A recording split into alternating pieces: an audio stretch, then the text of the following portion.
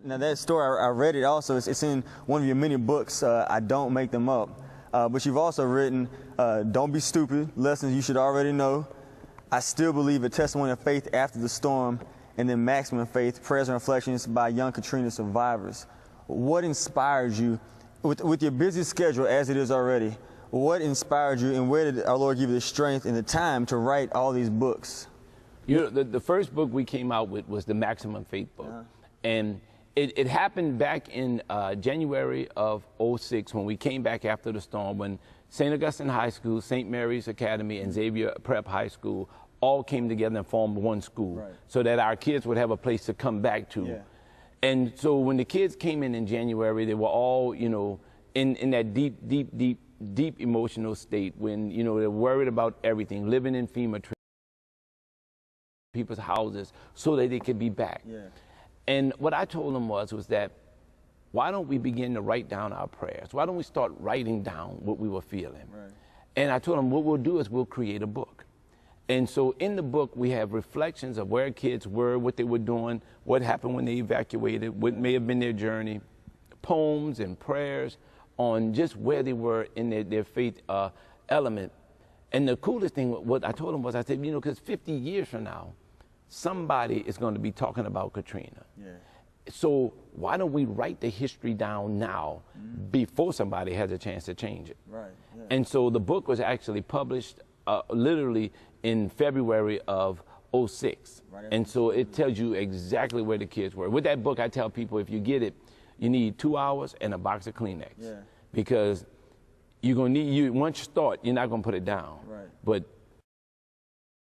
you come from, you know, just broken experiences or whatever, even experiences like Katrina, you know, and we can be authentic in our prayer with God, and we can write down what we're really feeling, like, God, I'm mad right now. Because I think a lot of times, Father, and I'm sure you know this more than I do, you experience this through your ministry, is that people they'll be going through just the worst thing ever in their life, but when they go to church, they put on this fake facade. And they're like, I can't go to God mad because God would be, I can't do that, but he wants us to go to him with our authentic emotions. And I think that's why people are also scared to even go to the church, because they're like, I'm mad right now, I can't go in church. But no, he wants you to come right then in that moment, right? Exactly. And that's, you know, in the book, one of my most favorite reflections is a young guy named Blair. And Blair was fighting leukemia, you know, when Katrina hit. Can you imagine, you know, you evacuate and you got to try to find a place where your kid can finish his chemo treatments. And so his reflection was entitled, Katrina and Cancer, Enough Already.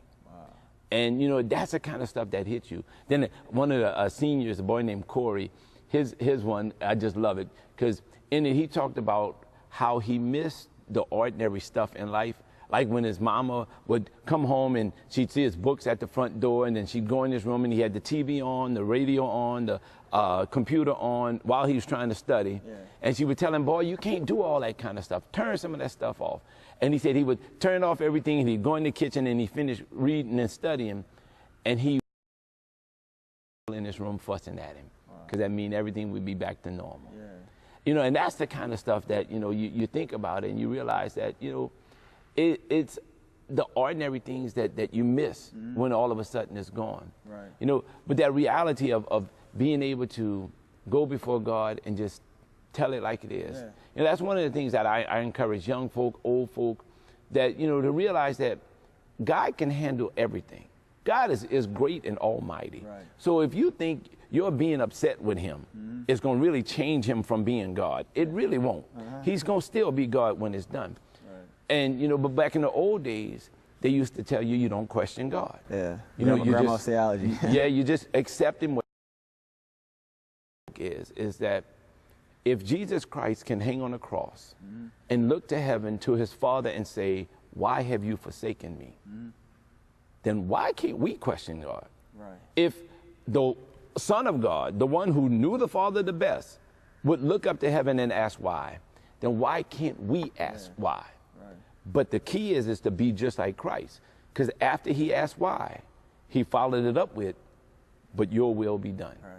And that's the key, is that you can ask God why. You can ask God why in any way, shape, or form that you choose to.